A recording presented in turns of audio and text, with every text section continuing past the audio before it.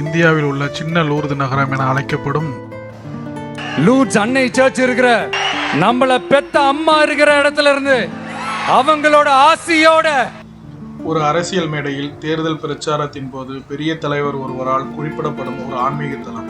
அது சாதாரணமானதல்ல. அதன் பின்னால் பல ஆண்டுகளாக தொடரும் அசைக்க முடியாத நம்பிக்கை உள்ளது. சென்னையின் இதய பகுதியில் அமைந்துள்ள இந்த பிரம்மாண்டமான திருத்தலத்திற்கும் பிரான்ஸ் நாட்டில் உள்ள உலக புகழ்பெற்ற லூர்து நகருக்கும் என்ன தொடர்பு தெரியுமா?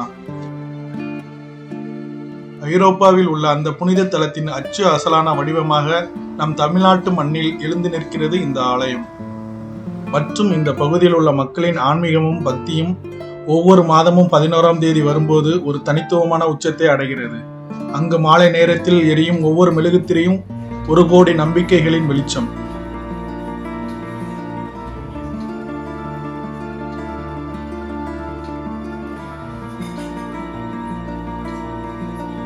இந்த தலத்தின் மிகவும் சிறப்பு அதன் கட்டிடக்கலை மட்டுமல்ல, இங்கு வரும் மனிதர்கள்தான்.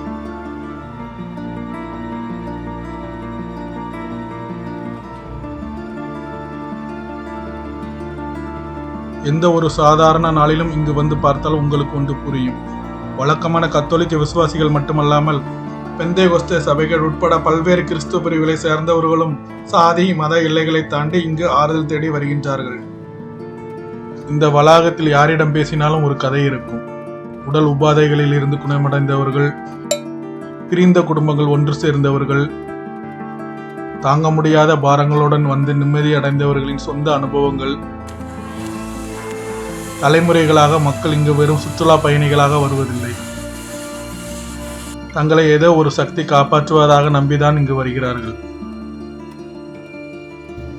இப்போது இந்த நம்பிக்கையை பல்லாயிரங்களால் பெருக்குங்கள்.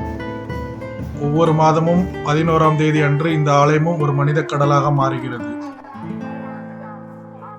சென்னை மற்றும் வெளி மாவட்டங்களில் இருந்து வந்து குவியும் மக்கள் கூட்டம் ஒரு சாதாரண வார நாட்களை கூட மாபெரும் திருவிழாவாக மாற்றிவிடுகின்றது. இதன் வரலாற்றை நாம் திரும்பி பார்த்தால் 19ஆம் நூற்றாண்டின் பிற்பகுதியில் பெரம்பூரின் வளர்ச்சியை தாங்கிய ரயில்வே துறைக்கும் இந்த ஆலயத்திற்கும் நெருங்கிய தொடர்பு உண்டு.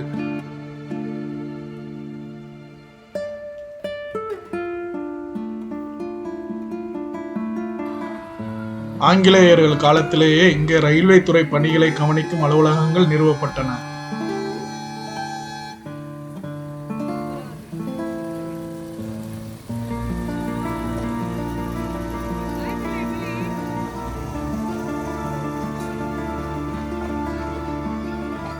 முதலில் சிறிய ஆலயமாக எழுப்பப்பட்ட இந்த ஆலயத்திற்கும் இதன் வளர்ச்சிக்கும் ஆங்கில இந்தியர்களுக்கும் மிக நெருங்கிய தொடர்பு உண்டு.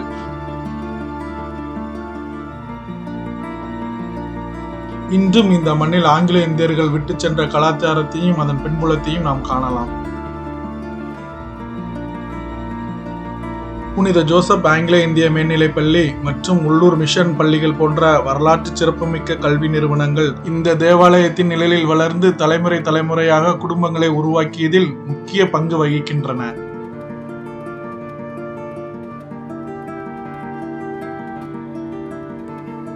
அன்னை மரியாளுடன் பக்தர்கள் கொண்டுள்ள இந்த உறவு வெறும் வழிபாட்டுடன் நின்று விடுவதல்ல.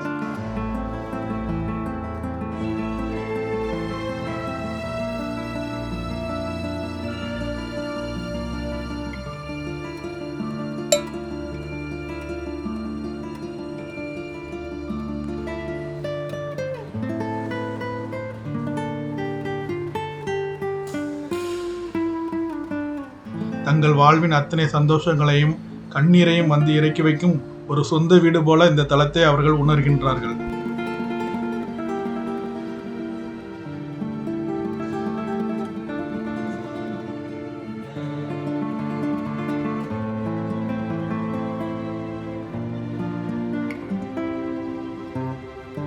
ஆண்டுதோறும் திருவிழாவானது பிப்ரவரி மாதத்தில் 11ஆம் தேதியை ஒட்டிய வார இறுதியில் நடைபெறுகின்றது. இந்த திருவிழா நேரத்தில் மக்கள் கடல் அலையென அன்னையின் பாதத்தை தேடி ஓடி வருகிறார்கள். அந்த நாட்களில் கூடும் மக்கள் வெள்ளமானது அன்னையின் ஆசீரால் மூழ்கி போகின்றன.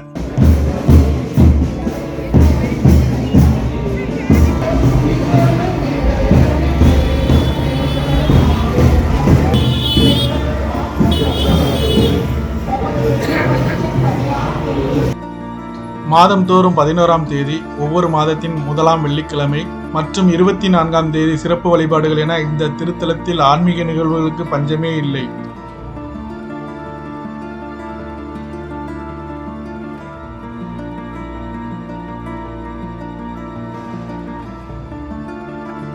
குணமளிக்கும் ஜெபங்களும் நவ நாட்களும் பக்தர்களின் மனதிற்கு அரும்பெரும் பலத்தை தருகின்றன.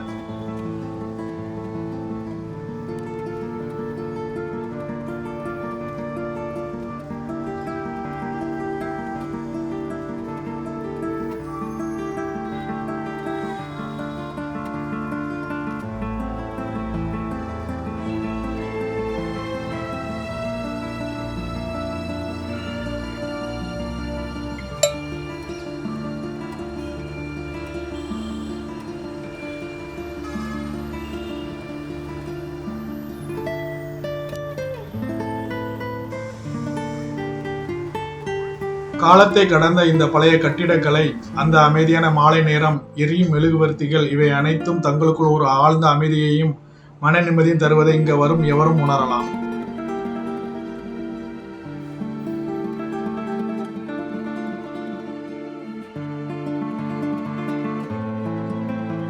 நீண்ட நாட்களாக நீங்கள் பிரான்ஸ் நாட்டில் உள்ள லூர்து நகருக்கு சென்று வர முடியுமா என்று நினைத்துக் கொண்டே இருக்கிறீர்களா?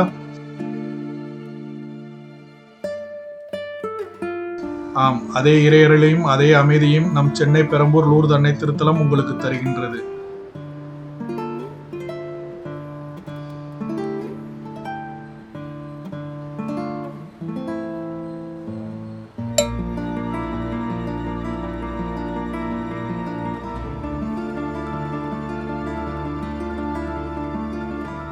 உங்கள் வாழ்நாளில் ஒரு முறையாவது கட்டாயம் சென்று பார்க்க வேண்டிய அருத்திருத்தலம் இது.